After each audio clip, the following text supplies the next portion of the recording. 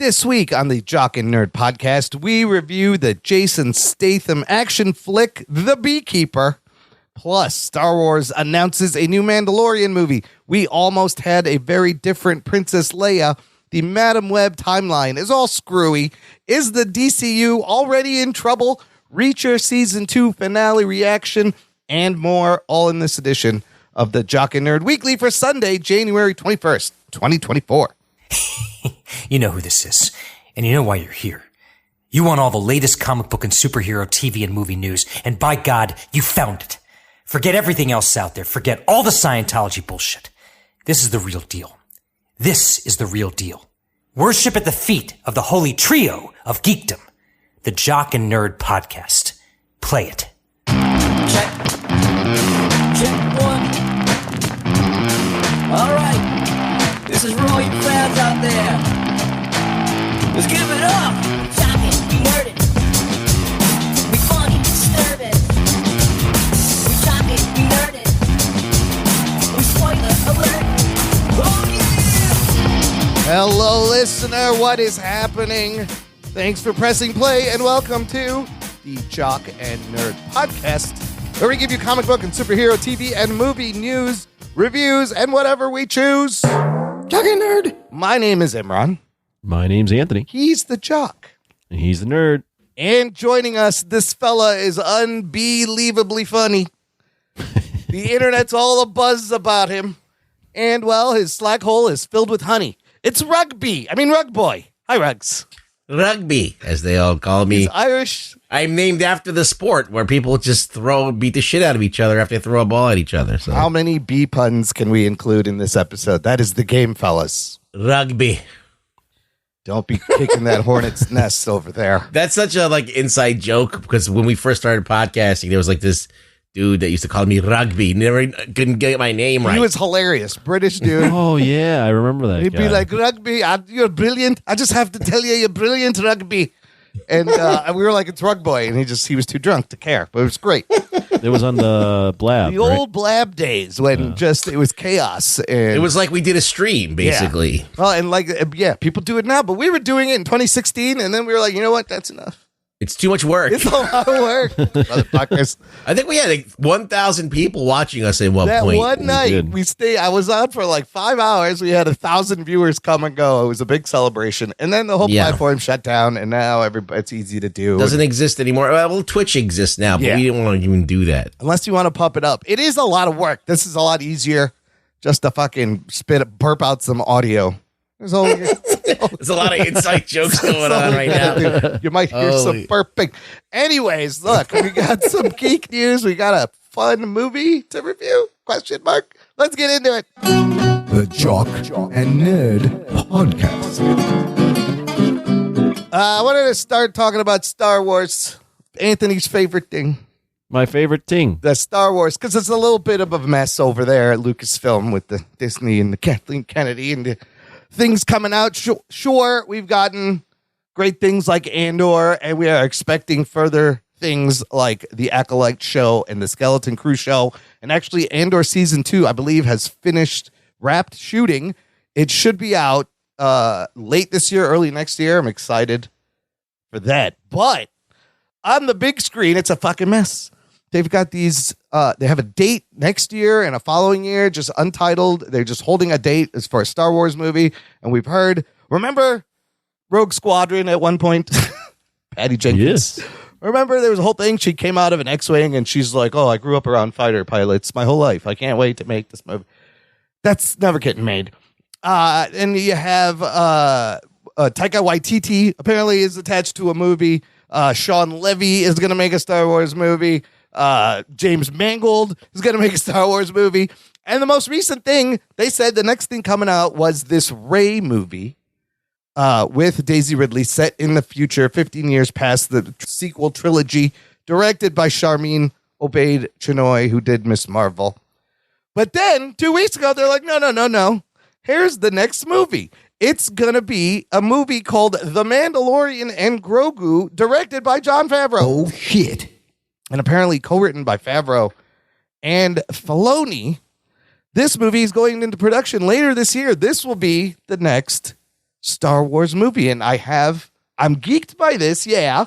Geek boner. But I have many questions. Is this, instead of season 4, if the movie is very successful, do they not make any more TV shows? That's a good question. Are people going to do the homework and watch 3 seasons of Mando and a shitty season of Boba Fett to catch up? Is this a big enough character now to put butts in the seats? You don't need to explain Mando and Grogu if they're just doing an adventure together. You could just kind of, I mean, if you want their backstories, you could watch this stuff. But like, we never knew anything about Han Solo in the first Star Wars. He just showed up. There's a way to set up a character. So you can do it, but it might make you go back and watch The Mandalorian if you really like that movie. Sure, and then you have to write it in a way that it doesn't alienate people who haven't seen any of that shit, and they're like... Kind of like when Serenity came out after Firefly. Oh, sure. Yeah. And you didn't really have to watch the show to get that movie. They just explained everything again. No, it just makes the movie better. Yeah. If you do know it. Anthony, Yeah. we forced you to watch all this shit. This character... You did. Yeah. Pedro Pascal, maybe in the suit or not, or just doing voiceover, making the jump to the big screen with lovable little Grogu, the cutest fucking thing they've made in a long time. How do you feel about this? Would this make you go see the movie, or are you cool with the Mando being on just a TV show? I mean, I wouldn't go see the movie unless you guys made me to do it, regardless. But I feel like this is probably the safest thing they can do. That's a good word. Yeah. You know, because I think Mando and Grogu have hit pretty well for the population. It hits a lot of things in terms of, and Grogu is very kid friendly. Mando is a show that's done pretty well. Out of all the ideas, you know, this one's actually something that has proven to be something that people have enjoyed on TV. So I think safe is the right word. I think this is the safest route they can go in terms of the next Star Wars movie. I mean, that makes a lot of sense, because what do they need? They need something they know is going to be a no-brainer. They need something that they can kind of safely bank is going to be a hit, because all the other shit is just all over the place. And you know what else is funny? All these titles of Star Wars things, they've just turned into like the name of the character that's in the show. What happened to the title? It's just like Andor, Ahsoka, Obi-Wan, Yeah. The Mandalorian. What happened to like Star Wars something? Well, and it's interesting. It's not a trilogy, but this is the first movie with this much momentum since Rise of Skywalker in 2019, which is kind of crazy. Ruggs, does this make you excited for Star Wars then, or this is just they know this is going to be a hit? It all depends on how they handle it, because I like the characters. I feel like Jon Favreau understands what he's doing, and I think Filoni, for the most part, understands what he's doing. So I feel like it's a good starting point, a safe starting point. How are they going to make this feel like a real big adventure film that's really like got everything that you need in it? They got to up it like 100%. Because if it's just like an extra long episode that they, like, let's say they tripled the budget for like their episode, and they made like, you know, like a $100 million movie or something. That would make sense. That would make sense. It'd probably turn a profit. Yeah, the question is the budget of this movie, right? You don't want to take too big of a gamble. All these budgets have been getting increasingly bigger and bigger for no reason. I don't think any more than 120 million. Yeah, whatever you would have spent on a season, it should be around there, and put it to good use. Maybe use the volume less. Maybe shoot on location more if that's cheaper. But it doesn't. These budgets got to come down. They're trying to cost cut and save. And Pedro Pascal, man, I think they had to like reschedule Fantastic Four filming production. He is fucking busy now. If they're going to do this, he's in Gladiator 2. He's in The Last of Us Season 2. He's going to be, it's pretty locked in. He's going to be Reed Richards. I'm expecting that announcement any day now. The Fantastic Four cast. And then if the movie does well, do you not make the TV show anymore? Oh, no, you don't go back and do a TV show. Right? Because now you got the movie monies. Right. You got box office monies. I'm excited. I think it's a great character that people can get behind. And really, he doesn't even need to show his face. He could just fucking record his dialogue.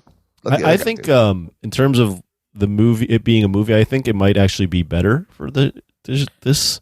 Yes. character because Yes. a lot of the episodes of Mandalorian are adventure of the week, old school serialized television, Yeah. and they don't really, a lot of them don't really lead to the larger narrative. So if you just cut that out and then just have the overall narrative, I think I think it'll help in terms of keeping them focused rather than trying to spread everything out over 8, 9, whatever, how many episodes they've been. Do you want to speculate on what it could be? Oh God, that's you guys. I don't even Well, know. I don't even remember what happened at the end of season 3. Yeah, where did we leave off with them? They were kind of side characters, but Well, I think they went into Mandalore. yeah, they regained Mandalore. What's her name? And Bo-Katan. then they had this big fight with Moff Gideon, and they destroyed all of his clone troopers or whatever he was making. That's So right, the Dark super Troopers. That was dope. I kind of like that. Yeah, I remember And then that. he hands over the blade to Bo-Katan. and then it breaks. Oh, that's right. So that's broken. And then didn't Grogu bathe in the waters also? Isn't he official? Yeah, and they both become like full-fledged Mandalorians. They bathed in the waters of Lake Minnetonka. Of Lake Minnetonka. Like Yeah, Prince. they did that. Wasn't purple though. So you give him an adventure. That's the thing. Do you keep it a small scale or do you kind of make it bigger to make it a little more epic? I like, like an Indiana Jones / Western type story with these two outlaws. I don't know. I feel like they're going to form a team. They're going to have like an ensemble cast. That could be good too. That's what they're going to do. That could be good too. And it is the most interesting and most concrete thing that in the movies for Star Wars that they have announced recently. The other stuff is still like really vague. So they have a date scheduled for May 2026, another movie for December 2026, and a third movie on December 2027. Nobody knows what movies those are. Didn't they tease Darth Maul at some point? No. Oh, No. at the end of Solo. Oh, at the end of Solo. Remember, he's in there Yeah. in the At the end of Solo. movie. Jesus Christ. Yeah, but that was like before, after. It's all confusing. Plus, So that could be another movie level villain right there. so on the plus side, it's not a Skywalker based story, but on the con side, it's still kind of trapped in the past of the Star Wars storylines, right? That's kind of like, and it's a great time after Return of the Jedi, before the Force Awakens. Like, I do want to know what happened. There's a lot you could do there. I feel like it's going to be Ahsoka, the Mando. Oh yeah, you got Ahsoka, Grogu, Yeah. and the other one, Bo-Katan. That'd be awesome. And then they're going to be a little crew, maybe with some droid or something. You Got a droid in there? Yeah, we got a could put- droid. You could put Ezra Bridger in there, maybe also. We have Ezra Yeah. now. Sure. He's a Jedi. And then, I don't know. And then the other chick, she's also a Mandalorian. Oh yeah, Sabine Wren. That's right. She's great. Yeah. So could be good, listener. You let us know what you think. Join the conversation. Join our Facebook group. It's called Jock and Nerd Nation. Jock and Nerd. It's a closed, exclusive group just for you. I got a couple more Star Wars things. Ruggs, did you know we almost had a very different Princess Leia in the first Star Wars movie? Jodie Foster, is that the one? Yes, she was promoting the new season of True Detective on Jimmy Fallon, and he asked her, "Is it true that you were offered the role of Princess Leia?" And she said yes. She was 13 at the time and was under contract doing this Disney movie and did not want to leave the Disney movie. She had a conflict, so she passed. And then I went to Carrie Fisher. So Carrie Fisher was 19 when they started shooting Star Wars. Jodie Foster would have been like 13 or 14 if they started. So it would have been a much younger Princess Leia, which really wouldn't have worked because like Luke kisses her and Han wants to bang her. It's all very strange. It would have changed the Whoa, yeah. It would have The whole story would have been different. It would have yeah. changed everything. Like, Right. you'd have to do like a young girl. I don't think she would have stuck around for the whole thing, though, Jodie Foster. I think she'd be like, I'm out of this shit. Yeah. What year was? I don't think that's what she's about. What year was the first Star Wars? 1977. Oh, Yeah. I was gonna say she did Taxi Driver instead. Well, that's what blew her up, and she got big because of that. And so maybe if she does Star Wars, she doesn't get Taxi Driver. Because really, if you think about, and it's like, think about like Daisy Ridley and the new cast and the old cast, all of them outside of Harrison Ford, who really had like a huge career out of those Star Wars movies? Mark Hamill didn't do shit afterwards. Get the Joker. He did get the Joker, but Carrie Fisher did He's a little voice bit. actor more than Right. anything. Yeah. I feel like, and Daisy Ridley, we're going to talk about in a second. I think you get locked into these roles, and it presents a problem trying to get other roles. It's really hard to break out a typecast. Well, Poe Dameron has no problems. Oh yes, but where's John Boyega? What has Yeah. Daisy Ridley hasn't done anything really of note since those Star Wars movies, which are 5 years ago now. So I don't know. I guess you want to get pigeonholed. If you do, you just got to embrace it. Well, look, you're lucky to have a career, period. Yet, on the other hand, yes, you're part of. Like some people are just on Law and Order, and that's it. And like these Or Days these of like Our network Lives. shows, yeah, they're Yeah. just like on. That's as far as they're ever gonna go. Right. The fact that you're on like the highest profile, biggest company, fucking, they've licensed your face Yeah. for figures and Yeah. stuff, and you're probably getting residuals, hopefully, from that. I don't know, because every time I think people are making money, I always hear that they're getting fucked. But That's only if But you're an I'm artist. hoping. They don't Yeah, fuck with that. yeah, It's only if you created the thing. That's all. Yeah. yeah. But I feel like I would rather be a giant franchise person for like 10 years than be some obscure like working actor Yeah. like forever. Sure. Like that- Steve Buscemi, Yeah. who is one of those guys that used to play in both realms. Yeah. Or Samuel L. Jackson Yeah, too. He was like character. a journeyman actor, and then all of a sudden blew up, and now he's fucking Nick Fury. He ain't gonna stop being Nick Fury. Yeah. Never. He's gonna ride that shit out. Yeah. As long as they can de-age his face. He's yeah, there. well, you don't care. And then the final Star Wars thing is about, I don't know, Ruggs, if you heard about, it's not really controversy about this Rey movie and director Sharmeen Obaid-Chinoy and this the Daisy Ridley Rey movie. Have you heard anything? Yeah, I've heard that she said some things like to make men uncomfortable, but name a woman who doesn't. Well, so so that's like big deal. And women like to say that shit to pump themselves up, like woo. And but I think why do you imagine a man saying that? It's just a weird thing to say. Well, anyhow, yeah, but that whole quote is out of context. Here's the controversy started a little bit before they announced this Mandalorian movie, and then people are like, "Oh, are they delaying this Rey movie? Is it indefinitely delayed?" And apparently, it's not. Stephen Estonite. well, give me the context. I'm curious. Stephen Estonite is still writing this movie. It's very much still in progress. So Sharmeen Obaid-Chinoy, who, if you don't know, she is Pakistani-Canadian filmmaker. She's an activist filmmaker. And Ugh. she All right.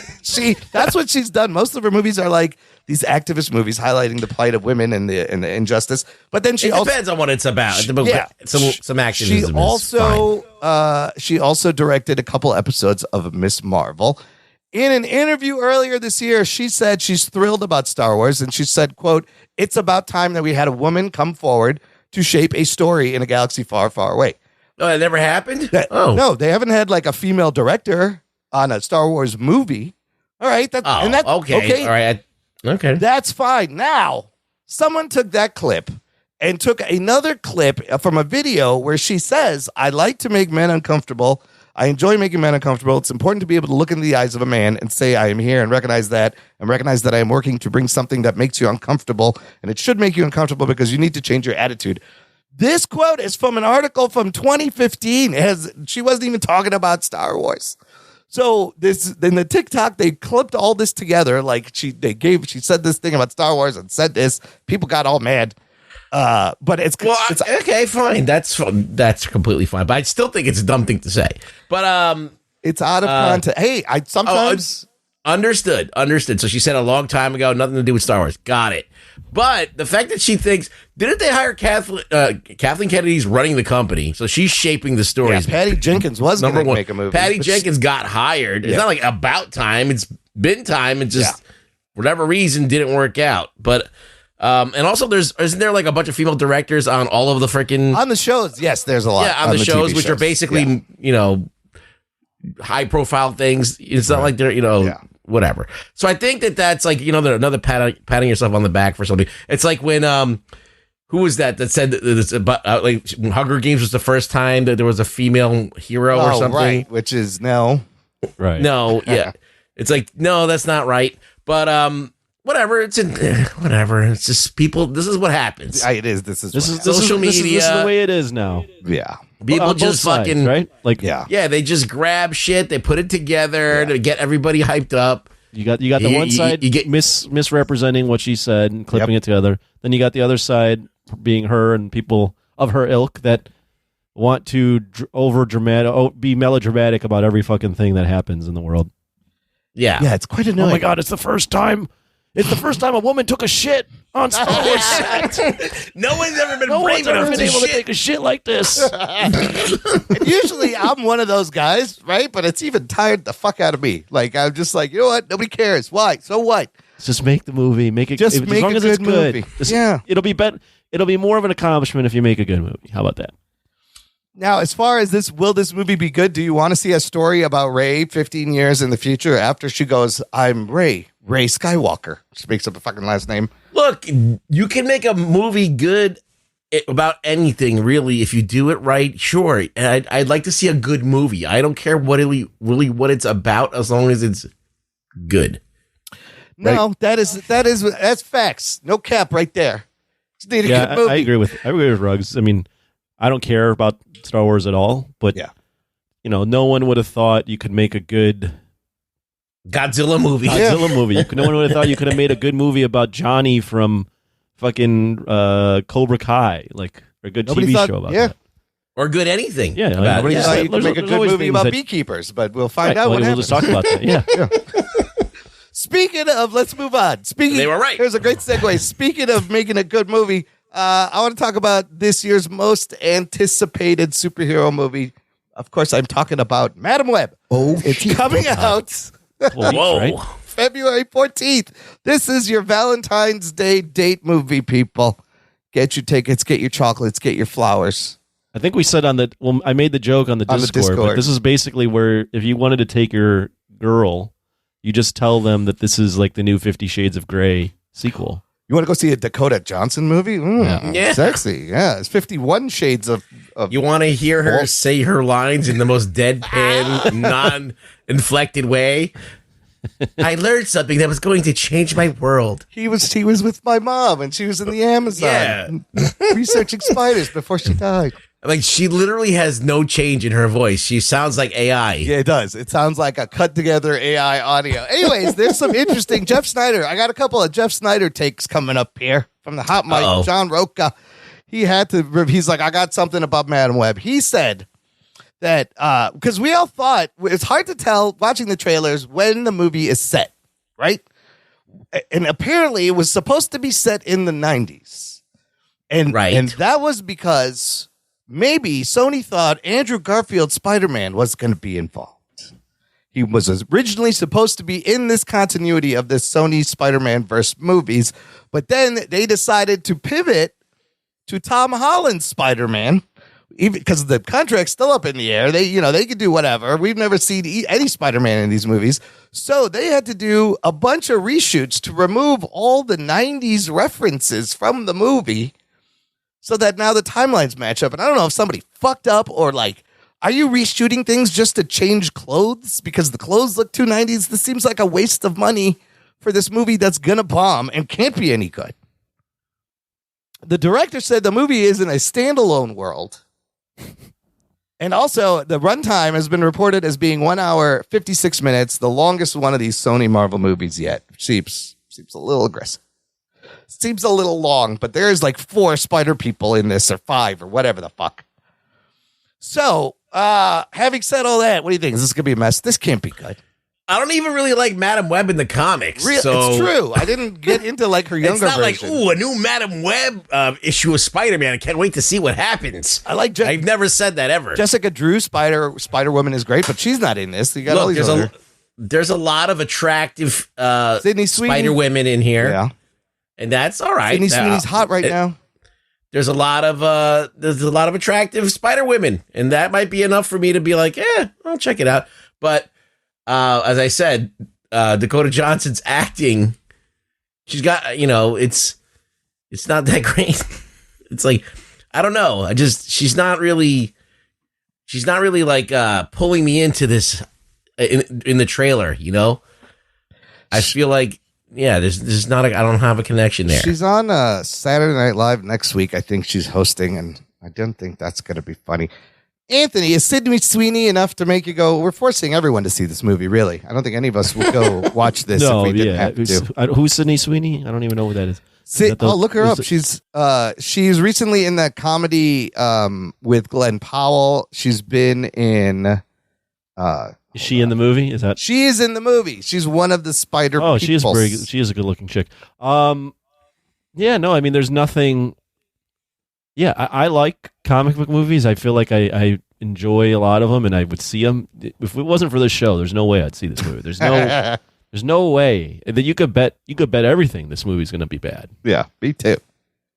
It's like going to be Morbius. Okay, is it going to be worse than Morbius? Is it going to be Venom bad? Or I think this is the worst bad? one. I think this is going to be the worst one they've released. Because we're still getting a Venom 3 and a Kraven the Hunter movie, which those could be worse, could be better. This possibly, I think, also agree, maybe the worst one. And Dakota Johnson is the daughter of Don Johnson, Melanie Griffith, two decent actors. What happened? Did you skip a fucking... I don't know. Skip the generation? Nepo babies. That's what you got. You just... I don't know. She could be a great actress. I've never seen anything she was in. I haven't seen any of the Shades of Grays or any of those. She's in the Peanut Butter Falcon and Catch Out Real Smooth and Bad Times at the El Royale. I don't know, all the 50 Shades. Never seen any of those. This is just a bad. It's just a bad idea. Bad idea to release this. Well, if it had Spider-Man in it, then I don't even know. Like, you don't need this movie if you have Spider-Man. But they're shoehorning spiders as like a spider researcher, and the costumes have spiders on them. When they even put a spider on Venom, and because you can't shoehorn a spider, it would make no sense. It's so confusing. And Ben and Uncle Ben, a young Uncle Ben, what the fuck? That's why I got to see this movie. What the fuck is this? Is there going to be time travel? Are they going to try to stop Peter from being born? What is happening? The other funny thing on the Discord is we all proposed we should just all go see the movie and do a live podcast from the theater and call it what, Ruggs? What the fuck is happening? What the fuck is happening right now? I think that would be hilarious. I don't think we'll be bothering anyone in the theater because there ain't going to be anybody in the fucking theater. But that would be funny. I would like at least minimum to just have a report of how many people are sitting, the exact number of people that went out to see this opening day. And it comes out, it's a Wednesday release too. So it's a weird middle of the week. Well, when's Valentine's Day? Wednesday? That's the 14th. Yeah, I think it's the Wednesday. God. I love that they've timed it with Valentine's Day. Well, it worked for Deadpool. Deadpool, the first one came out on Valentine's Day. It was fucking huge. It was a big hit. I don't know what they're thinking with this one. But is there a love story in this, even? Oh, that is a good question. No, I don't know. They did a market one, so. Yeah. She's just trying to save these people. Maybe that's a thing. Maybe. I've never heard of taking your significant other to a movie on Valentine's Day. The Bob Marley movie also comes out that day with Kingsley Ben-Adir. That movie looks fucking great, by the way. I would take my wife to see that. She loves Bob Marley also. I'd go to that one first. I tried to talk a girl into going to see Daredevil on Valentine's Day. No. How'd that go over? Yeah. It did not happen. No. Lame. That's a big fuck up right there. But yeah, Jennifer Garner's in it. You got hot Ben Affleck to look at. No? Nothing? Okay. Ben Affleck, you know. Affleck. And they're like Jiggly. Is that the Geely guy? Yeah, the Geely. Yeah, that was what he was known for. Fucking disaster. Can you believe those two are married again now? It's kind of wild. I know. It all comes full circle. I know. It's crazy. Ben Affleck wasn't. I'm going to correct. Ben Affleck was not known for the Geely movie. Come on. No. He was in Armageddon. Yes. Well, was he in Armageddon? No, that wasn't him. That was the other guy that looks like him. Was it? No, he was in Armageddon. Oh, he was in Armageddon. Yes, but then he was in like all the Kevin Smith movies. Yeah. He did that, and like for him to be married to both Jennifers, at some point. He's had quite a run, Man. in terms of That's women. crazy that he was married to J-Lo Yeah. and then not married to J, and then got reconnected with J-Lo. Yeah. And wasn't In their Jennifer 50s. Garner like in between that? Yeah, Yeah. he was. Man, that's a pretty good roster. Tell you what. Yeah, he's done it. He dated. I'm looking at his thing now. He dated. He's also dated Gwyneth Paltrow. Oh. See, I don't think they would have He chemistry. dated Anna de Armas. Oh, shit. Oh yeah, That's not bad. Oh shit. He's gotten after it. Yeah. Good for him, but he was loyal well to the J-Lo. done, sir. Back to the J-Lo. He came a long way since a fashionable male. Yeah. All right, last thing I got. It's about Warner Brothers DC Studios, the new James Gunn reboot, and it's also from Jeff Snyder. During the Snides. During the podcast, Roka was like, "Hey, you heard anything about what's going on at DC with James Gunn?" And all Snyder said that, according to his source, he has heard that it's kind of a mess Oh shit. over there right now. It's a safe bet. Yeah. Which makes sense because remember when Kevin Feige held that press conference and then he announced 10 things in 2008 and then they did them? No, because that never happened, because you don't fucking do that. How about he announces 10 things, he's going to direct movies and run a studio? That's a lot of fucking things to do. I kind of wish they just we're going to make this one Superman movie and we'll see. And then I'll let you know. But no, you have to be like, here's fucking chapter 1 of things. Like, what if you just formed a team? You call all the directors in, you go, all right, motherfuckers, we're going to divvy up this universe. You do this. You do And this. I got marching orders. You got to stick to this script. Otherwise, I fire your ass. All right. But you can do these movies. This is your franchise. This is like your meal ticket for the next fucking century. This is your family. Your kids are going to be able to fucking eat off this. If you do it right, don't fuck it up. It's got a lot riding on it. And he could have just done that. And then that way it would take a lot of the pressure off of him. He would know already at square one what the outlook of the universe is going to be like. And everybody was, all right, on the same page as a Team DC. But no. That's not what they did. Anthony, do you think he bit off more than he could chew here trying to do a movie, shared universe, video games, cartoons? Oh, it's very ambitious. Very ambitious. Probably more than he can chew. But let's see it play out. I'm not going to write why it down. not? Why not? What do we have to lose? Yeah. It's just going to be material for us. It doesn't matter what happens. We've hit the bottom. We all watched Aquaman in the Lost World, except for Ruggs. Ruggs, just wait. I'm going to watch it when it comes out on streaming. You know what? Yeah. That movie is coming out on streaming later this month. It was 30 days. Oh, really? Yes. After 30 days, it's going to be a Perfect. DVD. They're calling it a wrap. But it made like $400 million almost, I think, which is crazy. Wow. But it's coming out very quickly. It'll be out I think less than half of what it made initially. I think it's out this week on VOD, so you could rent it or buy it later this week, which is very quick. So yeah, we'll see. There's also rumors of Supergirl casting and our girl Millie Alcock there. Is that our girl? From the Game of Thrones? What's it called? House of Dragon. House of Dragon. Yeah, she's in House of the Dragon. She's one of the ones in the running, and the two other. She was the first one. Yes, the younger Targaryen. That chick. Yeah, she was good. Yeah, she was good. And there's two other random blonde girls I don't know that are also in the running, but Millie Alcock wouldn't be a bad pick. She's good. I liked her in that. He's got a lot. He's got his work cut out for him there. He's got a lot going on, and we have a lot of time before we see fucking anything. So. Good luck, James Gunn. All right, let's take a quick break here. We're going to play some promos. We're going to come back and talk about the hive and extracting honey and murdering people right after this. After these messages, we'll be right back. Hey there, everyone. Brian here, host of TV Trivia Pod. It's a trivia-style podcast focusing on TV and movies. Listen in for questions like, what's the name of Michael Scott's screenplay? What do you say to view the Marauders map? And what's everyone eating in the post-credit scene of Avengers? Play along to TV Trivia Pod anywhere you get podcasts. And stay tuned for more trivia. Attention podcast listeners and YouTube watchers. I'm Logan, the host of Mostly Superheroes, a weekly pursuit for the world's best stories with an emphasis on live-action superhero stuff. Every week, join me, PC Mike, The Giggler, Scotty Scoop, and Carrie as we talk MCU, DCU, books, TV, movies, and more. MostlySuperheroes.com is where you want to be. Watch us on YouTube, listen where you get your podcast, and we'll see you Sunday on Patreon. Enjoy the rest of the show.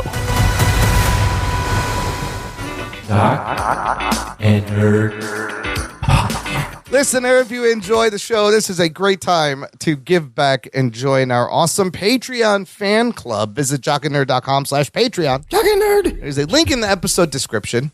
You can give back on a monthly or annual basis to all the hilarity and silliness and stupidity that you want. And you get stuff like access to an exclusive podcast feed where the shows come out early. There's bonus content, instant reactions. By the way, that was our buddy Rick Martinez who signed up last week. So, was it? Nice. Thanks again, Rick. Thanks, the man. Rick. Thanks for the support.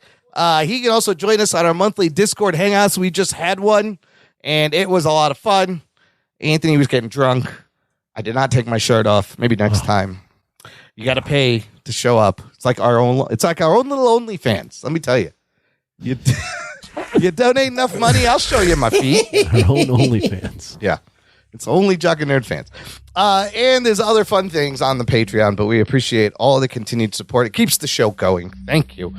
Okay, let's get to this week's review. We are reviewing a brand new Jason Statham actioner called The Beekeeper.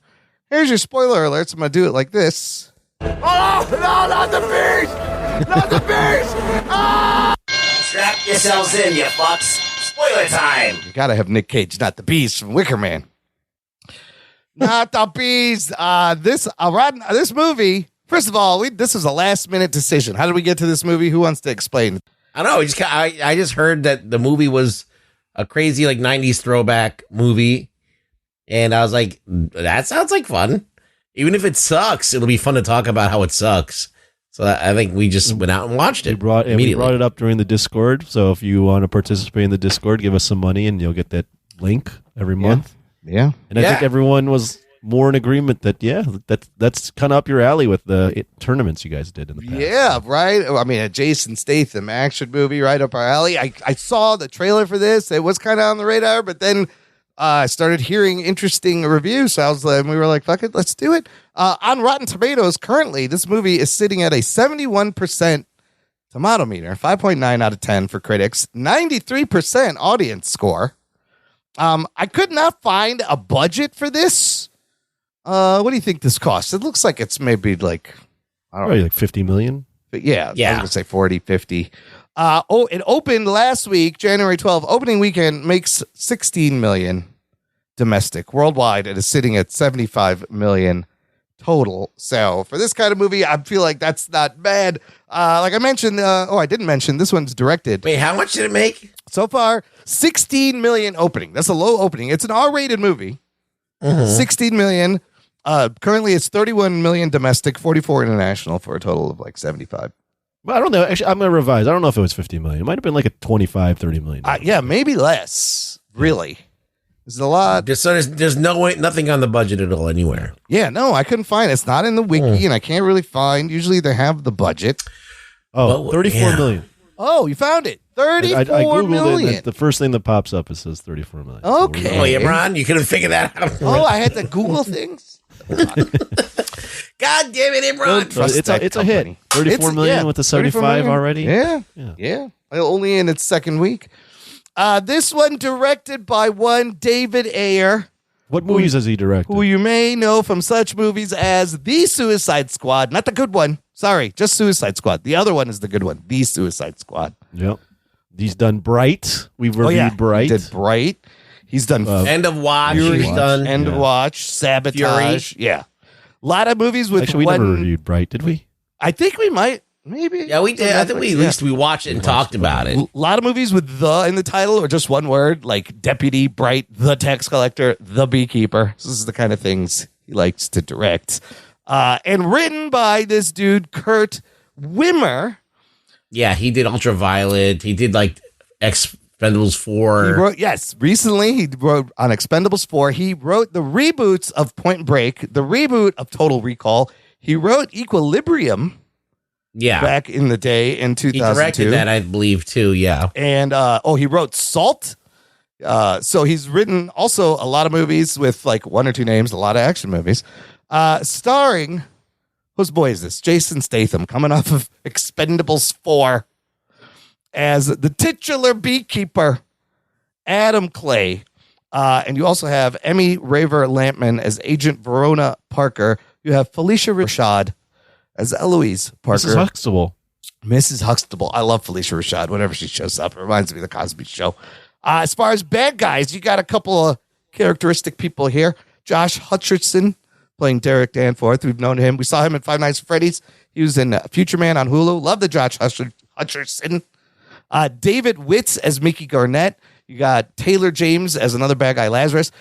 Gemma Redgrave as the President Danforth, who I gave it away.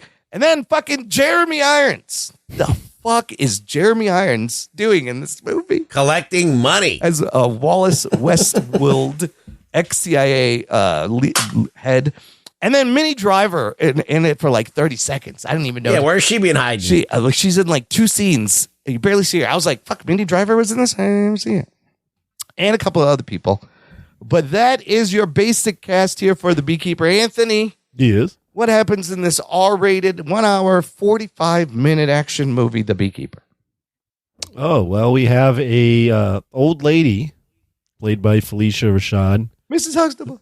Who is renting her barn out to a beekeeper, a real beekeeper named played by Jason Statham. And she gets online scammed out of all her money and commits suicide, which prompts Mr. Statham to take action and take down the people that picked on this little old lady for all her money. Get these scumbags. Yep, yeah, so you got tech bros, essentially, as the bad guys. You've got all the people in the Indian call centers, except they've been race switched to white people in the U.S. Yes, that's not what these things look like. I'm pretty sure. And that setup you told up until like the suicide, that shit happens very quickly and efficiently. In like the first 15 minutes, they don't fuck around. Okay, so after this movie, what'd you think coming out of it? So a couple of things. I'll preface by saying I saw it on a Friday night. Okay. And although my theater wasn't huge, there's probably only 3 or 4 seats left open. Wow. Right? Oh, wow. Friday night at 6:45, every seat was almost taken. Wow. So going in with that. Good crowd. I remember seeing trailers for this and thinking that's kind of what we've been watching. Yes. For the months. Absolutely. It crossed my mind to be like, we should think about watching this. Yeah. So all that to say, and then we came across to watch it. Saw the movie. It is, it's dumb. It's very dumb. The lengths it goes, you mentioned the president, where it's just like, oh my gosh, this goes so far as like the scam and what Statham has to do. It's basically a copy of, the John Wick stuff, the Equalizer. Yeah. Where it's, some guys trying to get revenge and takes down one thing, but then has to just take down an empire. It's like your old, like, taking down gangs or revenge, all that kind of stuff. Lots of B puns and so many B puns. They play it all very seriously, but with, I feel like, a wink to the audience. Mm. I loved it. I could not stop smiling the entire movie. Every time there was a B pun, I laughed in my seat. It's so ridiculous. People around me were like laughing, but everyone was like not laughing at the movie. Everyone was kind of in on the joke, but also understanding like this is kind of fun. But it's like a fun, stupid movie. Yeah. It was just like the 80s and 90s schlock that we've watched in the past, and I loved it. So I had a great time. Nice. Bruggs, did you enjoy The Beekeeper? I'm in my seat. Yeah. And we're at bridge scene. Yeah. Where at this point, Jason Statham has hunted down this dude. He's taking down a whole call center, blew up the building. He's already fucked up a lot of people already. He's cut off fingers with a bandsaw. He's cut off this guy's fingers. It's amazing. And he's like calmly ties him to the car. Yeah. And then we are we are blessed with one of the fucking most like blatant dummies being used as a stunt dummy. Oh yeah, as the guy gets pulled in, and it's just so funny because you know it's a dummy. The stiff body.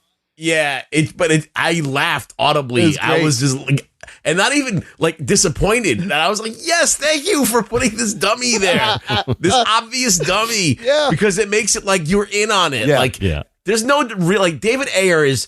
Like he's not just made the best movies in the world, but he's made some good ones. Fury was good.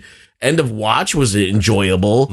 Even I got to give him credit. Like some things in this he did in the Suicide Squad actually were iconic. Like that Harley Quinn is the reason why that made Margot Robbie like the star that she is. Yeah. Like I mean, people are still wearing those costumes.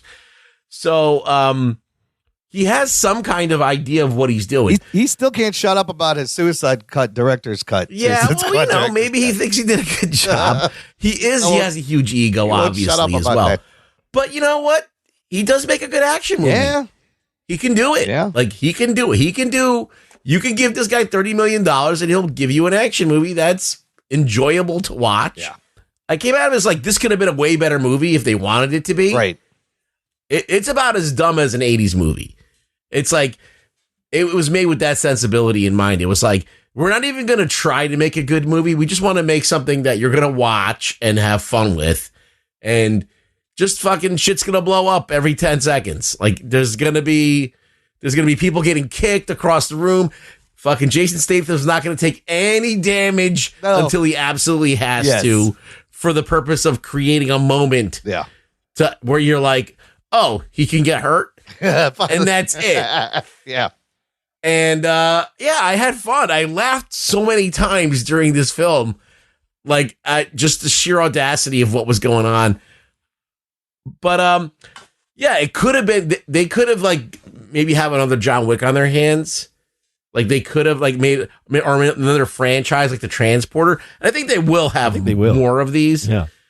I just don't know if the Beekeeper idea is enough to hang it on. And I would really love to know, like, what is a beekeeper? Like, when you get down to it, like, what's the program like? Like, what is that about? They don't know yet. They have not figured that out. They just said, like, come up with some fucking stupid shit, and we're gonna commit to it. Give me some bee icons on a screen. That's all I need. And then you want to know something? So I'm watching this movie, and I'm like, who the hell is this chick playing the fucking cop? Yeah, the FBI agent. Yeah, I forgot to say Emma Raver Lampman. Did you guys recognize her from anything? You should have. I did. I couldn't remember. I couldn't either. And then I had to look it up, and I'm like, oh, she looks completely different than that. She's actress. Vanessa Hargrave from the Umbrella Academy. Yes. Oh wow, she's the older sister. I would never have guessed it because Allison Hargrave. She looks. Allison Hargrave. Yeah. She's changed a little bit. Yeah, I was like, I'd seen her from somewhere. Yeah, it's Allison Hargrave. Yeah, that's wow. All right. And I mean, arguably, the scenes with her and that other cop, they were kind of funny, unnecessary. They're funny. They're like the other. It's like them two are like they have a weird relationship. Yeah, they're just like making jokes, and he's just. Her mom just died. Oh my God, I love the line. And it is zero reaction. They're at the thing, and he's like, oh, you like fires? By the way, your mom's house is on fire. Let's go. I was like, what? That's how you tell her? Her mom just died. Come on. I got to tell you, I had a lot of fun with this movie. It is simultaneously great and terrible. You're laughing with it. You're laughing at it. The movie, sometimes it knows it's in on the joke. Sometimes it doesn't. But it is a throwback. It is exactly the movies we reviewed in our action tournament. The stuff I love. It's paced well. I was never bored. Statham's great because he doesn't say much, and then when he does talk, it's hilarious. Yeah, it's just a B pun. I think he was better in the beginning. They gave him like some really great lines when he goes to the fucking place and the security guards come out and he's got the 2 tanks of gas. Oh my God, that's great. He's like, I'm going to count to 3. And then he just goes, 1, 2, 3. There, I did it for you. It's so great. And then he shows up to the reception. Why did you give him an Italian accent there? I don't know. It should have been. You realize he's English. I'm a beekeeper.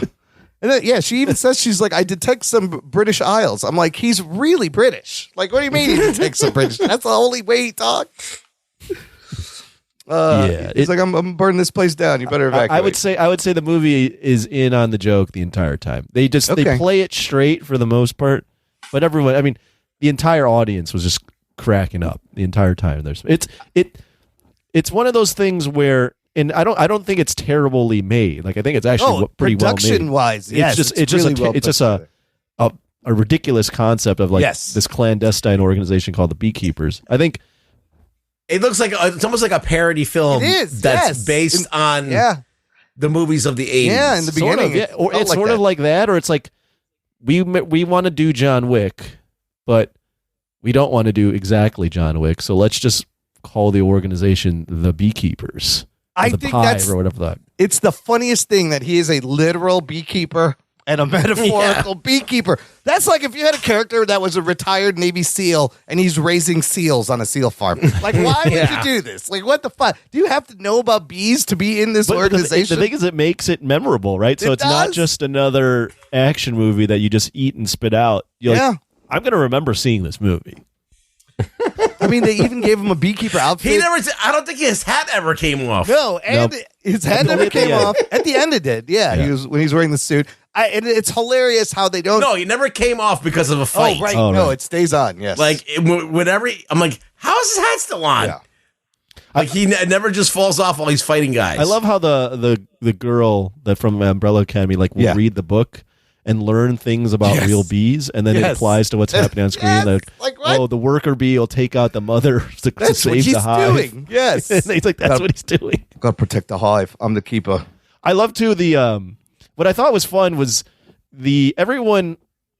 So right off the bat, I think it hooked me because first you have Felicia Rashad, who's awesome, but then everyone either has been or has an old relative that's been on the internet and then potentially gotten scammed. Yes, I think it almost happened to my mom. You immediately connect with the fact this is a real problem, and I hate when this happens. Yeah. It's a great bad guy. I wish somebody would fuck them up. It's the perfect bad guy. Who doesn't hate these fucking scumbags? But then you find out that the guy who owns the business is like a Hunter Biden type character. I know, the twist is crazy that it's the president's cokehead when son. They reveal that it's the president, son, I was like, what? The audience again was just starting cracking up. Like, oh my God. I'm like, who's this guy? I was like, oh shit, she's the fucking president. Okay, that's hilarious. I love how it just like if he would have lost the laptop in this movie, it would have been fucking amazing. Who the bad guy? Yeah. And that's the reason. Oh, right. You know? Yeah. No, and it kind of like it gives you a little bit of like that January 6th vibe because he just fucking infiltrates their beach house and pulls a gun on the president of the United States and gets away with it. What the fuck? They don't explain anything, which is kind of awful and great, just like those 80s. Completely 90s. Yes, just 80s, like 90s. those 90s movies. You never explain anything. Let's talk about the call center. This is probably the most hilarious fucking bit. What this call center looks like, this neon lit rave with this annoying tech bro douchebag on the mic with a host. And like in the other one, there's screens of people like on Zoom calls. I was like, I don't understand. Who are those people? They were from other call centers. All the money they made. But yes, you hate when old people get scammed. What's the best line has got to be where he's like, stealing from an elderly person is like stealing from a child. In some ways, it's worse. And he's like, when someone hurts an older person, they're often left to face the hornets alone. There's all these fucking bee jokes. The hornets. And just the attempt at one-liners. I like the live the call centers where you have the guys like emceeing. Yes, there's all a the money host. that's coming in. Fucking, there should be like a DJ back there. It's total like, let's combine what we hate about modern culture. So everyone hates call centers like that. Yeah. Everyone hates like the scam centers, but then let's combine it with like Silicon Valley like douchebag kids, entitled kids that are up there just making money off their parents and then like scamming everyone off the internet. So like let's just combine both ideas and just make everything we hate about the modern internet into an enemy. I gotta say, I thought even the bad guys are kind of memorable. Like the guy gets his fingers cut off. Josh Hutcherson's great. Jeremy Irons is pretty great. The dude that gets tortured with staples to his forehead. Oh, that guy. Yeah, that guy. Oh my God. It wasn't even like a staple gun. I wish he would have gotten killed. It was just like a death stapler. He just kept stapling his head. It was hilarious. Casually just kept putting staples in his head. He takes down 2 call centers, and in between, the Josh Hutcherson calls for help, and they send another beekeeper after him this fucking over-the-top broad in this pink coat with a fucking minigun in the back of a pickup truck. They sent basically the female Leroy Jenkins. Yes. Shooting at a gas station. When she pulls out the minigun, I just started cracking up in my She seat. came in so hot and just failed. And then he sets her on fire, and of course the thing doesn't blow up. There's like innocent people there, and then the I love gas when he station sets blows her up. on fire, and you can tell it's just a dummy on the ground, That's and it like another makes dummy. like no noise whatsoever, just like Nobody's screaming. And also, I was like, how the fuck did she find him so quickly? How did that happen? I love that the He just beekeepers showed up. are like, we got to step in and kill this guy, and then he Yes. kills one of them, and they're like, we're neutral now, Yes, we're they're like- Switzerland. They said they're going to be neutral. Sorry, you're on your own. That was hilarious. Fucking hilarious. Some other great bits is every time he's fighting a group of people, they all just line up one by one, even though they have him surrounded and they have guns. Oh yeah, when he's coming up the stairs at the end, The they all have stairs guns, scene and they all is decide great. to hand-to-hand fight him. He just walks up to like the SWAT team in front of the building and then just like knocks them all out. Literally, that's the worst thing you could do is walk straight up the stairs. Yes. Yeah. Didn't they have him to kill him and they didn't like a couple times already? They had him at the he planted bombs at the White House or whatever that summer house, and they had him in cuffs, but then he used that as a distraction. I love the bad guy that they hire at the end with the one leg, and he's like from New Zealand. Lazarus. Yeah, he's South African. There you go. A wonderful yellow jacket, over the top, horrible accent. But I'm pretty. He looks like a Street Fighter 3 character. Dude, or yes, something. he was with that crazy facial hair. Pretty decent fight scene in the hallway. Oh, though. when he kills him, it's a great like he's fucking them up, stabbing him everywhere, and hitting him with brass He knuckles. stabbed him in the face, and the guy just pulls the knife out, and he just goes, "You just." He got shot in the face before. Oh yeah, he got shot in the face too, and he survives. Yeah, he shakes it off. He's like, he's mine. And then all he says to him is, "You're just a man." And Jason Statham's like, "I know." And then they just keep fighting. He does get stabbed at this point at the very end. He but does get stabbed, but it's not a problem. Barely. I an love when inconvenience. he finally beats him. He like stabs him all over the place, and then uppercuts him, and you hear like a ring bell hit. Oh as he yeah, because he uppercuts had him. It's the brass knuckles, I think, and you hear the metal go. I was like, "That's dope." That's fucking. He hits a bunch of people with that ding brass knuckle uppercut. I also loved. I was paying attention, and I'm so mad that they didn't stick to it. He doesn't fire a weapon for a large portion of this movie, and I thought maybe he's got a code. He doesn't use weapons, but at the very end, at the White House beach house, he doesn't end up start shooting people. But in the beginning, he's taking weapons apart. He doesn't. He just fucking kicks everyone's ass hand to hand. It just makes you more badass if you do it that Hey, way. he throws fucking jars of honey at people. It's amazing. It's amazing. That's how you go to the honey, not the bees. Not the I got bees. real mad when they blew up his beehives. Oh, I you was sons like, of bitches. now you're fucked. He is gonna be pissed, bro. You don't shoot at the fucking beehive. What are you doing? And he's waiting for them. He fucking takes them all out. Also hilarious how he just sneaks into a presidential event as Secret Service under the truck. Like that whole scene is ridiculous. The other guy comes. You expect me to believe that he changed clothes and pushed that guy up into the truck in like 2 seconds, and nobody heard nothing, and then he just came out. The beekeeper, and then he just puts when the they're suit chasing on. him at the end. It's like he has so much time to like jump out the window, and then no one can like. He jumped out the window, and no one decides. Let's follow him out the window. No, Everyone's like they taking just- the long way out. That's too far. Yeah, we can't. We can't jump out the window. We'll take the That's long way. trespassing. Yeah, we And will it go out takes the them- window. It takes him so long that he can go onto the beach, find something find the fucking wetsuit he buried under the ground, And throw get that away. on, and then dive underneath. That nobody knows where he is. They're like, "Oh, where'd he go? Where the fuck could he have gone?" And it's a perfect throwback, abrupt ending. He Oh, just yeah. disappears in the water, and that's Over. it. Roll credits. Done. Yeah, the credits roll so fast. So great. They had to do that on purpose. There's no way they could have been like, I'm gonna wait for like maybe a couple beats. No, Yeah. they're like, no, right now. It has to be jarring. So, it was so great. I was like, that's it. It's over. Okay. There's no end post credits. I can't decide if this was really, really bad or was like a genius, like a me masterwork either. of making fun of the 80s. It's I'm both- leaning towards the other. it's Towards both it being great and they terrible. knew. Like, I can't decide. I can't decide if Ayer's really that on. Was he trying to be? I feel like there were just so many things. The playing it seriously be with the beat accidental. puns, all the things we just mentioned. I mean, the freaking the villains being the way they are. I mean, everything was Great. just like it was as if a Van Damme movie Yes. was put in this era. Yes. I was going to say, I could imagine this, a Steven Seagal in this role, a Van Yeah, Damme. this is a Seagal movie, hands Seagal. down. maybe This is, maybe I mean, even Arnold. Maybe this Arnold? is old school. Yeah. I mean, this is Statham. He did Transporter. He did Crank. Like, these are all things he would do too back in the early 2000s. I'll tell you what, he still has a presence. Like, in his age now, like he's still great at it. Like, and maybe even better. Like, there's something about him that you just commands presence. He commands. He's an action star. Yeah. He's obviously in big fucking. He's in Fast and the Furious. He did Hobbs and Shaw. Yeah. He's had his own. He's had his own franchises. He had two Crank, Expendables. and he had Transporter. Yeah. Oh, yeah. And he's in. And they were going to hand him the Expendables, and he had the best scene in the new Expendables, which is a terrible movie written by the same person. Yes, he's got two Megs. That's why I keep thinking this is an accident. You think so? It's a fluke. Yeah, because Kurt Wimmer wrote the fucking Expendables 4, and that was terrible. It was horrible. And Expendables 4 could have been a fun parody throwback, right? And it was. I think it was trying to do the same thing. Yeah. I'll tell you what, this does it better. This does the one-man revenge action better than fucking John Woo did in Silent Night. That's what John Woo was trying to do. I feel like this one's just way more fun. And it's got more money behind it, so I think that helps. And it is more fun. It is way more fun. Good hook. A hook we can all relate to. Who directed Expendables 4? That is, I'll tell you, Scott It wasn't Ayer. Scott Waugh. So maybe just Ayer's a better director and could sell it better. Maybe with Kurt Wimmer. There was just so many. I mean, I just could not. I was loving the entire thing.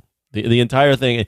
And the more ridiculous it got, I would roll my eyes, but also laugh at just like, how far are they going to go with this? Yeah. Like, when something's good or entertaining is if you remember it. Yeah. And there was some memorable shit in this. Like, there was, like, as I said, like, that girl coming in so hot at the gas station. It's wild. And then that thing goes in a flash. Yeah, then he just that fucking and kills then her. all of a sudden the gas station doesn't blow up until it's time. Yep. Like they're like, okay, now it needs to blow up because it should have blown up like the whole time. She's shooting at fucking gas pumps. What the fuck is going on? She's nothing's taking the whole blowing thing up. down. We need only when Jason Statham is walking away from it so he can Behind look him. cool. Yeah. Oh, yeah. That's what that's do. when it's gonna blow up. I love Jeremy Irons' character right in the beginning. He's like, "Oh, you're a beekeeper." Oh, you fucked up. He's basically like, he says, he'll be the last thing you see before you die. Yeah. And then everything was short of saying Baba Yaga. Just like Baba it was Yaga. just like Baba Yaga. Yes. But then throughout the movie, he alternates between like, oh, this is like inevitable death to like, oh, I have to try to protect you. I forgot. I'm getting paid to protect you. I love the part where he calls the girl, the president, and then she goes, I still think about you sometimes. Oh, it's like, really? Like, what is going on here? He wasn't his dad, right? He was just yeah. Okay. He's CIA ex-head of CIA that's been hired to protect the son because she knew her son was a fuck up. Yeah, he's doing coke on the thing, and she's like, "Is that nicotine or something else?" She just needs a cigarette. You don't care. What a fucking douchebag! He played a great douchebag. Oh yeah, the Hutcherson. Yeah, well, the only thing that I didn't like is that turn where they tried to make the president like good. Well, so I guess she didn't know he was doing all this, and she wanted to keep her hands clean, right? And she's like, "I'm going to tell him the truth." I wanted them to go all the way and go. She was he's going to it. kill the president. Yeah. Oh my god, can you imagine?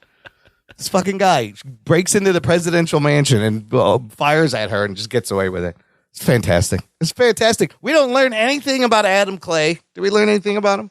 No, you don't need to. He likes bees. He likes bees. He used to be a beekeeper, and he likes bees in his real life. Do you really need to know anymore? And No. like the whole time where he's like, she's the only one who took care of me about Felicia Rashad. We didn't see any of that. This is right out of the John Wick, Equalizer, all these type of thing playbook. You don't know. You don't need to learn anything about that. No, it's like somebody's pet dies, someone's old elderly neighbor dies. That's it. You're activated. Just go. Equalizer, the girl, the Equalizer, prostitute same gets way, put in the hospital. Yeah, what do we know about John Wick besides he was married? Oh, we know he was married. He was married. He had a dog. His wife got sick, and then she sent him a dog. Yeah, that's all you need to know. Really, and that's over 4 movies. Yeah, we don't really have much more backstory. Like, what did he do? How did he get into this? We don't know. Doesn't matter. No, this is literally. If it's John Wick, it's really is John Wick. Yeah. It's just with a more hammed up version of it. Would you consider this a B movie or a B movie? Well, there's a lot of B movies. I feel like it's a little bit a step above a B movie. Even the speaking of B, I mean even the aesthetic inside the call centers is very John Wick-esque. Yeah. With the neon lights and all that shit. Yeah, it's a lot like the high table and the Continental, and everybody's copying. And then a lot of those fight scenes in John Wick when he's fighting in like the neon different locations. There's not enough glass. Yeah. He needs more glass to get thrown through. But and that fucking Is it a B elevator movie scene, or a B movie? a B movie. The elevator scene is pretty brutal. Where the guy gets fucking ripped in half. The dude gets cut in half. Yeah, it's great. Then he just fucking jumps down. There's some brutal shit in here. There were a couple times I forgot about that. There were a couple times where there was some violence where I went, oh, yeah, like, and that's a good sign too. Absolutely. When I can laugh in an action movie, but then also go, ooh, like you felt that. That's There's something essentially happened all you want. That's all you need. There's some funny shit in this movie too, like when the lady's partner, like the other FBI agent, has to fight him, and like he just like knocks him down, and, like get him out of his way. Oh yeah. And then they come and they find him, and he's like, "I'm all right, I guess." He's like, "I'm okay." Oh yeah, he's on the ground. He's like, He's just "Yeah, laying yeah, there that on the way. ground. I need a second. I didn't understand why the daughter rattled. Why was the daughter even trying to stop him? They were going after the killers of your mother. Just let the guy cook. Let the guy fucking do his. Well, what's the law? She says it. She says, "I still have to honor the badge. There's a right and wrong way to do it." Yeah, but then at the end she lets him go. Yeah, there's another law. There's another line. That's straight out of every all these action movies. The vigilante always like partners with a cop, sort of, and then the cops like Beverly let him Beverly go. Hills Cop. Yeah. Cops are always like, you know what? He's on our side. Let's let him go. There's that great exchange where she goes, "We have laws," and he's like, "We have laws until they don't work. Then you have me." It's great. It's great. Come on. Let the lines like. I have to. See when you have those lines, I have to believe it's intentional that they knew that they knew what this was. By the end, though, it seemed like it tried to get serious, and it was a little bit. But then I don't know. Then they get back in down. I find it so hard to like fall on how I feel about this movie. No, it's great. I did enjoy it, but like it's a dumb movie, but it's fun. Like I can only recommend this to certain people that I know will enjoy it, like people who like dumb action movies from the 80s, and you tell them this is like a total version of that. It's nothing new, right? But it's done well enough that you have a good time. I think there's a reason why we watch those 80s movies is because they're so ridiculous, and because they're so ridiculous, they're fun to watch. 100%. Yeah. This is the same thing. It's just with bees and scammers. It's just like bees and bros. Call centers. Call centers. Yeah, by the way, we have a lot of Indian listeners, but that's not what a call center looks like. I think you know what a call center looks like. You can hear it in the background when you get the fucking calls. Yeah. But it's fun. It's just, I could not stop smiling throughout the entire movie. I had so much fun with it. I was hooked right from the beginning. I was like, get these fuckers. Get these fucking scumbags. I don't even think that's how like scamming phishing works, where couldn't Felicia Rashad just have called up a couple of places and been like, "Bro, I've been hacked. Can you not honor this transaction?" Or was it because she put in the numbers and like right away she just kills herself? I was like, "Whoa, that's it. It was like a snap decision. Yeah. Like I was like, you jumped to that. You couldn't make a phone call first and be like, I didn't believe that character was going to kill himself. I wish there was more of her. She's great." But whatever, I gave him. She didn't need to kill herself. No. She could have just been like, "Oh, she did it. You have to move out because these fuckers fucking did this, and I'm probably going to lose this house." But there is a thing where like elderly people, this happens, and a lot of times the authorities don't really help or they don't care. Like I did connect with that. When it's old people don't give a fuck a lot of the time. Oh, yeah, I mean, everyone knows someone that's had this happen to them. Or he goes over there and then fucks up the thing for her, like goes and blows up the office, but then they kill her as a result of that. That would have worked too. That would have been more believable and less jarring. Yeah. But I guess they've had to do that on purpose. Maybe, I don't know, to make it. I don't even know. That would have escalated it more. But the escalation what they did to escalate it was, it goes all the way up to the president. Yeah. It's a wild twist to take it all the way up. I told my mom, if people want iTunes gift cards, you hang up the phone. Don't engage. That's happened. Yeah. You should anytime a Nigerian prince has said that you've been gifted $10 million and all you need to do is give your social security number and every credit card you have. I felt definitely should do that. Don't. I felt so bad when she's like about to type in the number. I'm like, no, don't do it. What are you doing? Oh my God. That got me right away. So it got me. All right. Movie. Fun movie. With that, let us give us a rating. What would you rate this, Anthony? And I don't know if you want to rank it among Jason Statham movies. Oh, I haven't seen all of them to know. Yeah, me neither. But well, there was also a line. Adam Clay goes, "Yesterday she shot herself. I need to take care of the hive." Yes, got to protect the hive. What do I rate this movie? Oh, yeah, I loved it. I have it as an 8.5. I thought it was so fun. I fully on board with. I think that they know what it is and they play it completely. Play it straight, but with a wink. Yeah. So they're not laughing the entire time, but they know that we're laughing. Yeah. And I love that about it. The action was really fun. Statham is a good action star. It's a concept that hooks you. Everyone likes to see a good revenge plot. This one's a twist with a revenge plot on scammers. Yeah. And Gen Zers that are playing with their kids' money and stealing from old people. So all the things you'd want. Like Rugg said, if this isn't for everybody, but if you're into the stuff that we're into, there's no way this disappoints you. This is so fun. So got it all. It's got it all. Ruggs, what number are you going to give it? I feel like there could have been a better movie in there. I did enjoy it. I thought it was very entertaining, well directed. Jason Statham, had a good presence. And the things that you got to see happen were memorable and they were fun to watch. It was a good ride.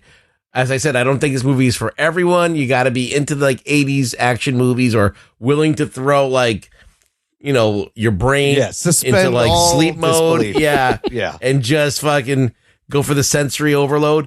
So I'm going to go 6.5, but if you're an action movie person, you're probably going to think it's like an 8.5. Yes, sir.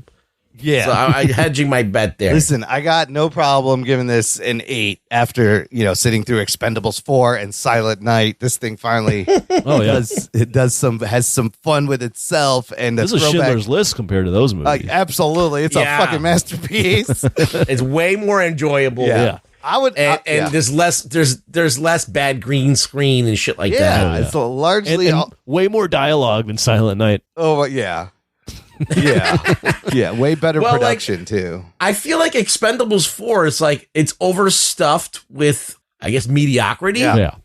There's nothing. Everything's mediocre. Yeah, you don't remember anything that happened in that movie. You have very bad there's very bad dialogue. There's very bad everything, but it's it doesn't amount to a fun time.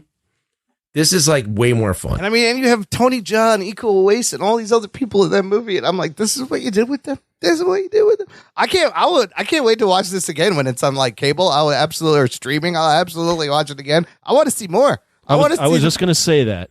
I think they can milk this for another 2 or 3 movies. Absolutely, he could have a franchise. Oh my god! I want to see I want to see what the I can't believe I'm hearing this. Yeah. Yes. I want to see what happens when I want to get more into the Beekeepers. I want to see, do they come after him? Do they call him back in? Does he have another job? Where did he go when he went underwater? Where did he come out? What happened? He just disappears. He was stabbed. Is he going to bleed out in the water? What the fuck? I got to talk to my friends about this and see what they think. It is definitely, you have to. There's a couple of guys that like movies like this that I got to see what their opinion is. If you appreciate those movies, I think you can't go wrong with this. It gives you all of that, and it had a good time. All right. I'm glad I watched it. I'm glad we picked this. It was. I'm very happy I watched it. Yeah. More Beekeeper, please. We need more movies like this. Period. Yeah. Just more maybe not the same formula, the same coming out of retirement, Equalizer, John Wick thing. But after Die Hard, we had all the Die Hard clones, and John Wick is now doing the same thing. So we're going through a phase. Yeah, nope. We need another rogue cop guy. I missed that, the Cobras, buddy cop, the guy, kind of a buddy cop thing that works. The rogue cop guy, rogue cop. Where he's always getting yelled at by his chief. Oh, yeah. He's in trouble. Yeah. He's on the verge of getting fired every time. But people they think always he's call dirty. him in when it's the dirtiest, nastiest crime. Yeah. Yeah. And he doesn't give up. And he fucking, it's a fucking, you got to do it. You do it like Cobra, where you have a fucking horror movie bad guy. Yeah. Like almost. And then you have a scene where he cuts his tacos with scissors. Yeah, he's got to.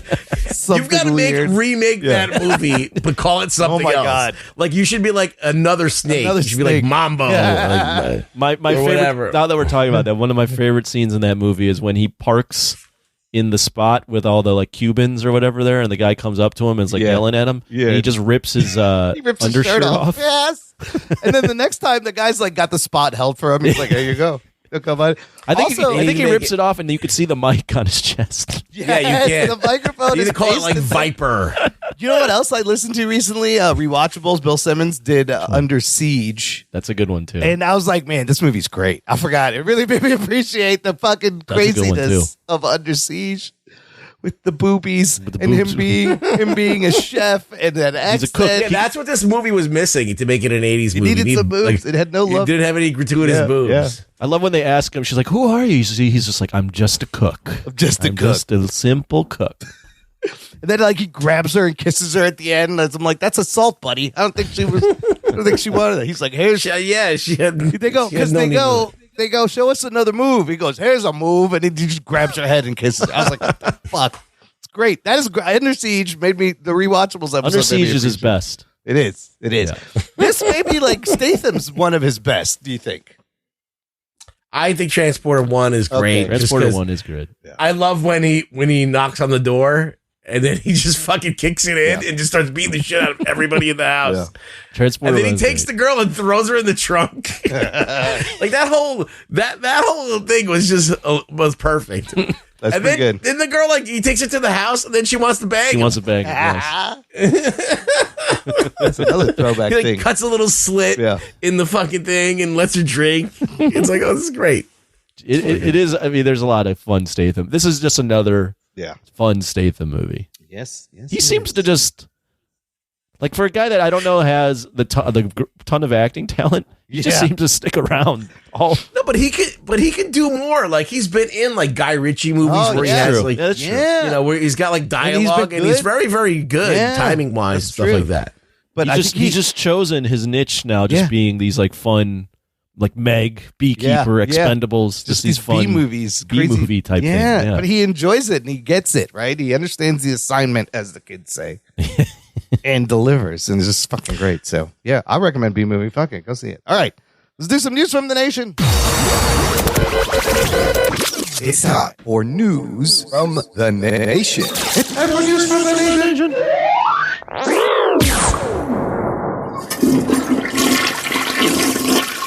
Am I going to fart or a burp? What are we going to get? It stinks. It stinks. It stinks. You ruined it, Imran. Either way, comes out either way. I could just have a couple of comments about. Oh, there we go. There it is. That was satisfying. I fucking loved it. Yeah. The movie also is this clip, right? Sometimes it may be good, sometimes it may be shit. That's exactly the movie. It's perfectly summed up. But I have some comments about the Marvel Echo show. One from Jose Ibarra. Our buddy Jose, he said, finally finished this. Not good. What was up with the Fast and Furious style ending? I have that ending. I have expected Vin Diesel to pop out of nowhere, hand her a Corona at the barbecue party, say, we're family, then the credits roll with a ludicrous song. We could have done that. It would have made no difference. I would have thought of that. That would have been hilarious. And then Daryl comments, apparently this is doing so well, somehow it is driving viewers to the Netflix shows. I need more convincing. No. Sounds like bullshit. Apparently, I saw that too. People are going to watch Hawkeye, and they're watching Daredevil after this, but it may just be, if it makes people go back and watch these things, like, that's not bad, but here's the thing, I don't think she's going anywhere. I also saw a thing they're trying to figure out what to do with her next, planning more things with the Echo. Well, I heard that she was pregnant or was or something or near pregnant. The shooting? Yeah, I heard she was pregnant. I don't know if she just had her kid or what, but I also heard that. No, she had it. So maybe during the recording of the show, or I think there's a pregnancy right after she did the show. So, she had a baby right after. Oh, so if there was reshoots, that may have been an issue. Wow, I didn't know that. Okay. Okay. Let's finish up with some. What are we watching? Anthony, I know the answer to this question. You watch anything? No, I've just been watching a lot of like police videos on YouTube where they arrest people for being stupid. So that's called Cops. That's a TV show. There was a show called Cops a long time ago. Yeah, it used to be called Cops. There's like a live stream too. Yeah. I heard that there's like a cop live stream. You're like a 24-hour. You just follow them around. No, I think it's like on they do it one night a week where you're on patrol with them. Oh, that's kind of fun. Look it up. It's somewhere. That's kind of fun. All right. Well, what I want to talk about, Rugs. Reacher season 2 finishes with its total 8 episodes. Right. And it's kind of a lot in the vein of the Beekeeper movie. It's not a great show, but I fucking love it. There's contrivances, conveniences, fucking implausible shit, and I was there for it. Well, like, look, it was enjoyable. It'd be more enjoyable if it wasn't like drawn out over all these episodes. Yeah, because it's not sophisticated enough to warrant all these episodes. It's like really a simple story. Yeah. It's the mystery of like finding out if his old I guess his old crew, the special investigators, crew, some guy of his old crew if he was crooked or not, right? Yeah, if he was really helping these bad guys let me out. do spoilers. Spoiler alert. If you have not binged The Reacher, definitely do that. Yeah, so basically, it's a mystery. Like he finds out that somebody that used to be on his crew is up to some shenanigans, and he's investigating what's going on, and then the story's not that complicated, so it doesn't need all these episodes and all this stuff to happen, and it kind of gets bogged down by certain things. But I think the character's good, and these books have been around. Yeah, I feel like Tom Cruise was interested in it, so it had to be good. Material. I feel like this is a perfect role for the Alan Rich. Well, Alan's fine. Everything's fine. It's just like I feel like the TV show is like not quite the level it needs to be. I feel like that first season was a little bit better. Yes, yeah, I will agree. And we didn't because it feels like it's like the beginning of it. It was simpler. And yes, and I think this one was like overstuffed a little bit. A lot of characters, and they got a nice resolution, and it ended well, and he's back to fucking walking the earth like Cain. Yeah, but now he's fucking rich. It's got fucking they split all that money. I'm rich. Yeah. So let's talk about some of the crazy shit in the finale. They do some amazing and plausible shit. Example number 1: Reacher walks in and gets caught, and he's handcuffed, sitting on a chair, and he takes out like 5 bad guys with guns, all just with headbutts and kicks while his hands are cuffed behind his back. They cannot drop him. For some reason, the guy needs him alive because for some reason he needs to know where Neely is. Where I'm like, why? Why? Shoot him. You have him there. Yeah, that's not a good excuse not to kill him. Robert Patrick is kind of great in this. And when they're fighting, I'm like, come on. You're fighting Robert Patrick. This is an old man. You can't reach her. You're fucking giant. You can't take him out. Also, a thumbtack in the boot will get you out of handcuffs. Something I learned. It's like, a clip of some kind. And then the most amazing shit is this finale where, his buddies have been thrown out of helicopters by Langston. And he tells them, you know what I want? I want to throw you out of a helicopter. First of all, the helicopter takes off. His 2 buddies are strapped on gurneys. This giant man, Alan Richardson, who weighs like 280 pounds, leaps like 5 feet in the air to grab said helicopter and somehow pulls his giant ass body all the way up there. I'm like, get the fuck out of here. Okay, but that's not even that bad. He's fighting there's 2 guys that are taking turns fighting him. Dixon, Serinda Swan, she's strapped to a gurney. She starts to roll out of the helicopter. He grabs her, okay? So now he is hanging out of the back dock of this helicopter, holding on with one arm that has a knife in it, mind you. He's been stabbed in the forearm. There's a knife in his arm. He is holding on to a gurney with an adult female strapped to it in his helicopter. Dangling out of the like it's no problem, right? Yeah. And then Robert Patrick is just like monologuing instead of, I'm like, just push the guy. Just push him. He's going to slide right off. He was like hitting him with his, he was trying to hit him. Monologuing, hitting him with his brass knuckles, gives Dixon enough time somehow to get free, pull the knife out of his arm, and kill the other guy and climb up. It's amazing. I was like, what the fuck? I'm like, he's a superhero. It's like a Batman thing. Yeah. I mean, I guess I could buy he would be strong enough to hold that without falling. I don't think so, but like that's the least of the problems. Yeah. But yeah, it was fun. It was fun. It was. I think for what it is, I feel like the first season was better. Yeah. I like the show. I want it to be better. I want it to ascend to another level because you have all of these, the makings of an amazing show that could be like prime time stuff. But it's kind of like almost there. It just needs a little bit. It needs a better director. It needs a little bit more of a tighter, but a little polished writing, maybe. Yeah. I mean, I love meeting the special investigators, and it was kind of sad that there's only like 4 of them left. None of them die, which I also thought was wild. But the others die, but we don't meet them. Killing off the Detective Russo character. I don't know if it was necessary. It was a nice death to make them.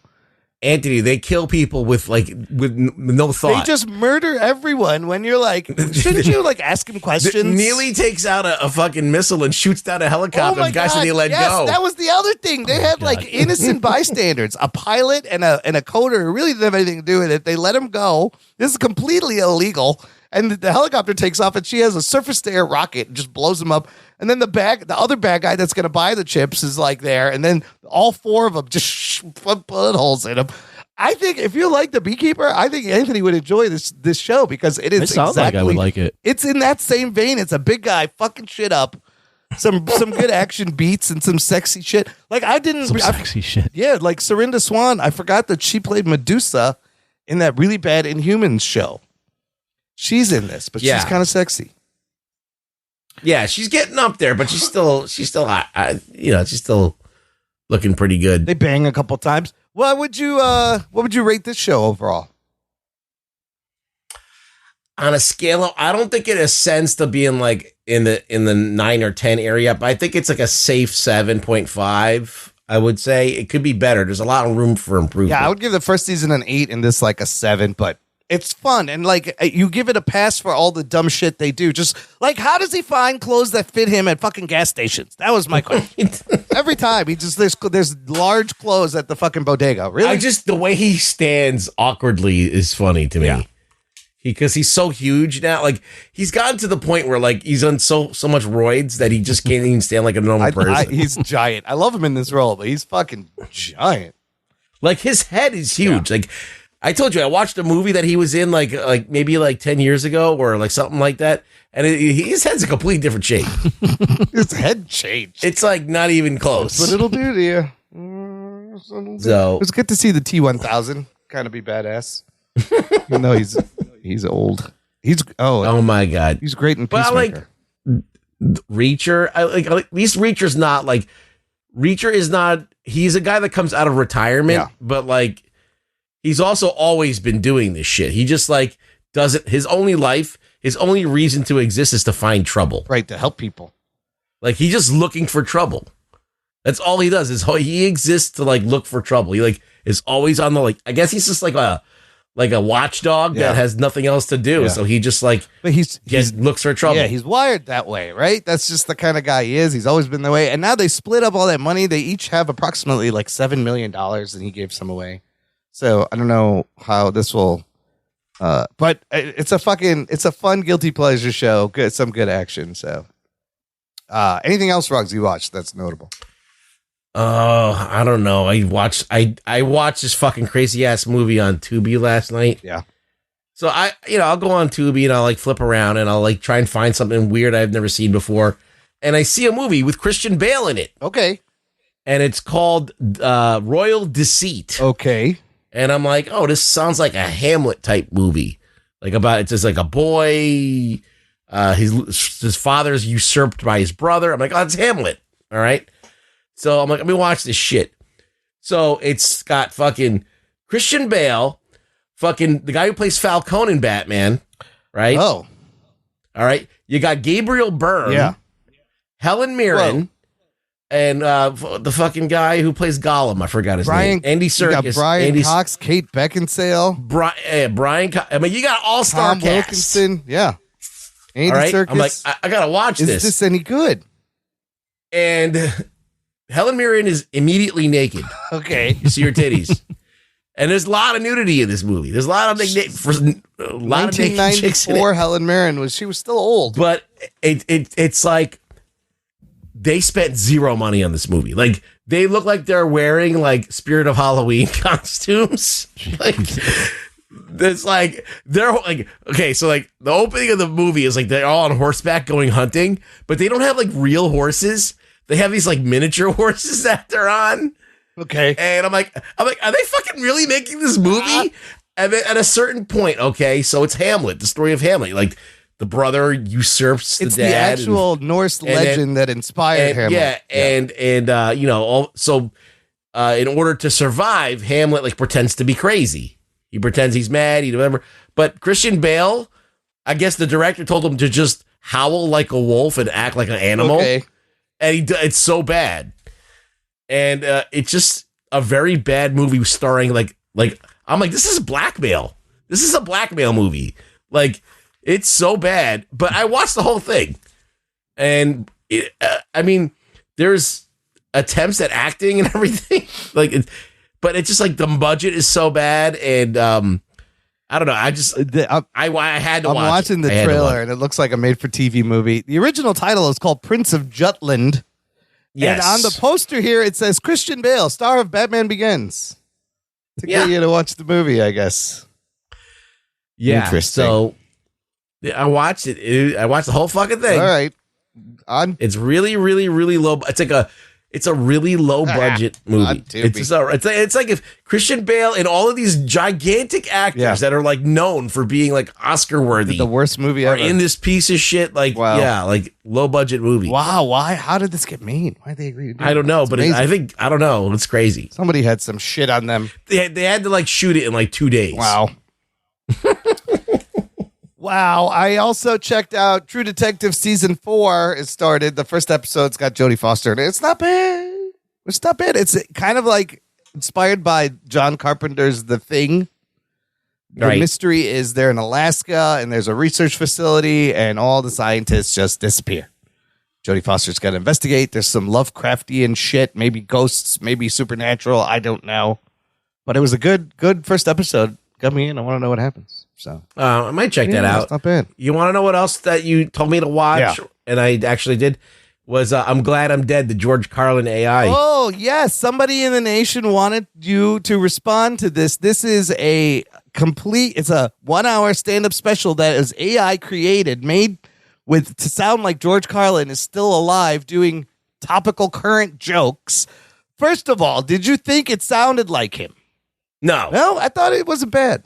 I think it had the tone of his voice, but not his cadence. His cadence is the timing and all that stuff was not quite there. And I guess, did AI write it? How are the jokes? I don't know. I feel like not quite Carlin, but it's an imitation of Carlin. But I was impressed with the imitation. Okay, because I felt like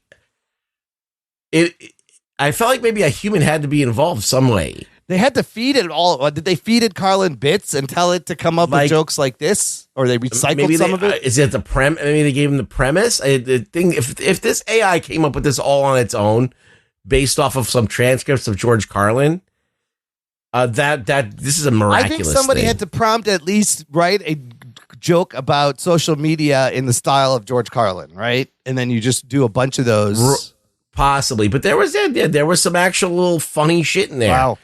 I think it's nowhere near anything George Carlin can do. I think I listened to the beginning, and it's just wild where he's like, "Oh, I'm dead, by the way, but I'm here." I was like, "This is fucking weird." I just think that if it's this good now, in 8 or 9 years, it's going to be fucking indistinguishable or whatever. I mean, I thought the voice was very close because then I played some George Carlin just to compare, and I was like, "Fuck, that's pretty close. That's fucking pretty close." So it's just going to get better. That's the saying with AI. Today is the worst AI is going to be. At the present moment, always. It only gets better really fast. It's scary. It's pretty scary. Yeah. All right. Well, that's it for this week. Ruggs, where can the listener find you? What's your new Twitter handle, X handle? The Rug Boy Show. How many followers we got? X. Yeah. Nothing. Fuck. I tweeted it out from our account too, listener. I think maybe like 10 or 11 or something. Really, like hardly. He's got to build it back up. Give at Rug Boy Show a follow on X. And he's also in the Facebook group. You know what you're going to need to do? You're going to need to starting. You're going to need to get back into arguing with people online. That's how you're going to get the followers. That's how you get followers. Just tweet Heather Antos. You won't be blocked anymore. I already did. Yeah. Just get Gail Simone. I'm being nice right now. Yeah. Okay.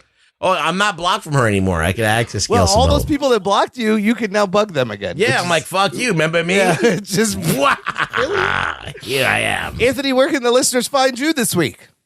I will be in Austin, Texas for work, so that's where you can find me. It's a fun town. So if you Austinite Jock and Nerd fans, keep an eye out. Yeah, I don't know. I'm not going to tell you where I am. But no, just I'll go be out somewhere. and look for him. Yes, just be on the lookout for a person at any EDM friendly establishment. Check all the DJ spots, the alleys, the back rooms. Any place with bottle service, just go there. Anywhere there's hot chicks, just keep an eye out on the street. Yeah, you'll find them. Good luck. We'll make it like they'll be sniffing around. We'll make it like a flat Stanley. Like find the Jock. You snap a picture without him knowing and send it. You might win a prize. Maybe not. Oh, that would be amazing. Flat Jock. That's it for this week. The most important thing you can do, listener, of course, is to share the show. Text it, tweet it, post it, share it with all your friends who love good, bad action movies. We'd appreciate it. Thank you for listening to the Jock and Nerd Podcast. My name is Imran. My name's Anthony. He's the Jock. He's a nerd. We'll peep you next time. Need more money. Thing I offered you a chance to be a cop, and you blew it. I love this movie. Jock and Nerd.